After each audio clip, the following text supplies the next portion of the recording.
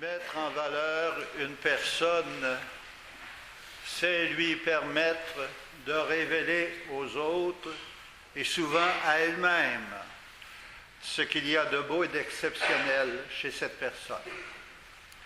Un parent qui sait valoriser son enfant en fait un être qui a facilement confiance en lui. Un professeur qui sait valoriser chacun de ses élèves fera éclater des talents insoupçonnés. Un patron qui sait valoriser chacun de ses employés crée un climat de productivité étonnante. Les jeunes, les moins jeunes, qui se sentent ainsi valorisés par leur milieu de vie, peuvent alors se dire « Je ne suis pas un être quelconque, car j'ai du prix aux yeux de mes parents, de mes maîtres, de mon employeur et des personnes qui me connaissent. » Aujourd'hui, après avoir pris conscience que Dieu l'avait choisi comme serviteur pour accomplir une mission importante au sein du peuple de Dieu, Isaïe déclare « Oui, j'ai du prix aux yeux du Seigneur. C'est mon Dieu qui est ma force. » Et dans sa première lettre aux Corinthiens, Paul reconnaît sa valeur aux yeux du Seigneur en se déclarant apôtre de Jésus-Christ.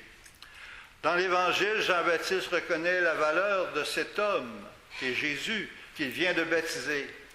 Oui, dit Jean-Baptiste, j'ai vu et je rends ce témoignage, c'est lui le Fils de Dieu. Nous avons tous du prix aux yeux du Seigneur. Personne ne doit se dévaloriser. Arrêtons-nous à 4 rencontres de Jésus où les personnes sont valorisées.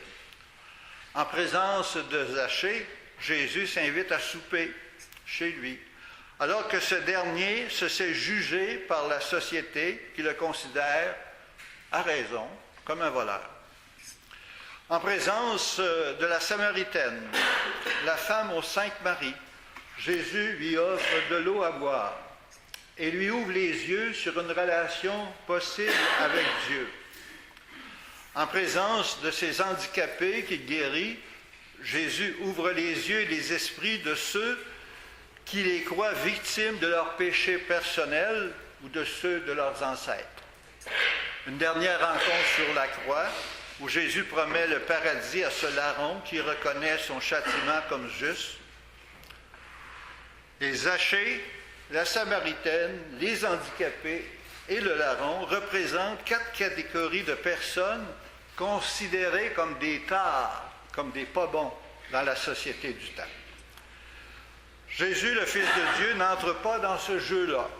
Bien au contraire, il permet à chacune de ces personnes de faire ressortir ce qu'il y a de beau et de grand en elles. Quelle merveilleuse valorisation! Oui, qui que nous soyons, quel que soit notre passé ou notre présent, nous avons tous du prix aux yeux du Seigneur. En premier lieu parce que nous sommes des baptisés et qu'une relation très intime a été établie avec Dieu ce jour-là, au point qu'il nous est présenté par Jésus comme notre Père, et par le fait même, comme ses frères et sœurs par adoption, lui, le Fils bien-aimé. En second lieu, parce qu'il a donné ce qu'il avait de plus précieux, sa vie, pour nous réconcilier définitivement et nous permettre de vaincre la mort en passant de cette vie à l'autre qui nous attend. Quand 2 personnes prennent conscience de l'amour qui les unit, il y a une lumière spéciale dans leur regard, une lumière qui transforme même leur visage, au point qu'on dit « vous autres, vous êtes en amour ».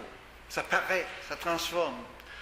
Le jour où je fais l'expérience de l'amour de Dieu pour la personne que je suis, tout mon être en est transformé par une espérance à toute épreuve et une paix intérieure réconfortante et épanouissante.